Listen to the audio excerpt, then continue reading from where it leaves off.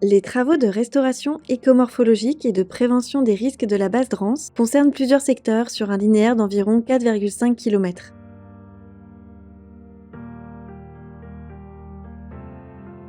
Différentes techniques de travaux ont été mises en œuvre afin de répondre à tous les enjeux.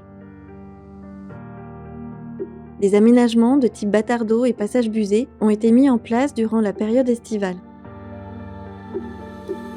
Les engins circulent ainsi d'une rive à l'autre sans troubler l'eau.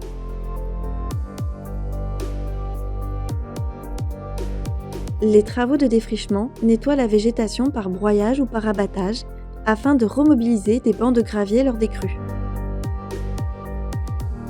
Pour réduire l'impact des travaux sur l'environnement, un planning précis a été proposé et validé par les services de l'État. Aussi, des mesures complémentaires, comme la pose de gîtes pour l'accueil des chauves-souris ou des muscardins, ont été prévues pour compenser l'impact des travaux de débroussaillage et d'abattage d'arbres.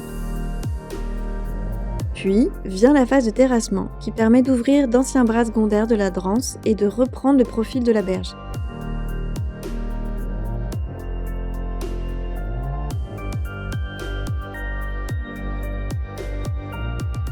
Des déblais remblais sont réalisés à partir des matériaux présents sur le site.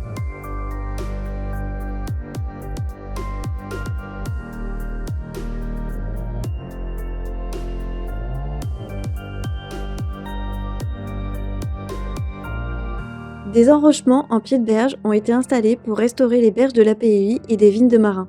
Ils résisteront aux crues récurrentes. Deux autres techniques ont été mises en œuvre. D'abord, la descente en enrochement des eaux pluviales au niveau de la RD 902. Des enrochements liaisonnés par le béton stabilisent le talus de manière durable.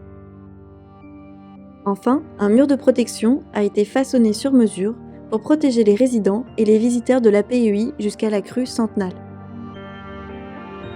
Le terrassement traite aussi les foyers de renouée du Japon, espèce très invasive.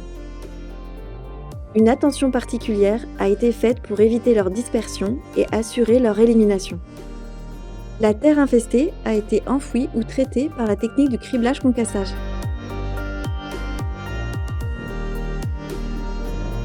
Un textile antiracinaire a dû être rajouté sur le secteur de l'APEI, une zone très infestée par la renouée. Le textile empêche un retour de la plante invasive sur les futurs aménagements en bord de rivière. Pour maintenir la terre sur la berge, nous nous sommes servis des techniques du génie végétal au-dessus des enrochements. Des branches de saule vivants ont été prélevées puis déposées par couches sur les secteurs travaillés. Nous reproduisons le modèle de la nature. Le chantier a une durée totale de 2 ans. Une première phase des travaux est terminée depuis mars 2023. Un vrai travail de concertation a été nécessaire en amont et pendant le déroulé des travaux avec différents acteurs. Nous les remercions pour les échanges qui ont abouti à la réalisation de ces phases de travaux. La phase 2, qui concerne le secteur de la réserve naturelle du delta de la Dranse, commencera début juillet 2023 jusqu'à début 2024. Retrouvez bientôt notre 3e épisode qui marquera la fin de ce beau chantier qui protégera l'environnement, la faune, la flore et bien sûr les populations alentours.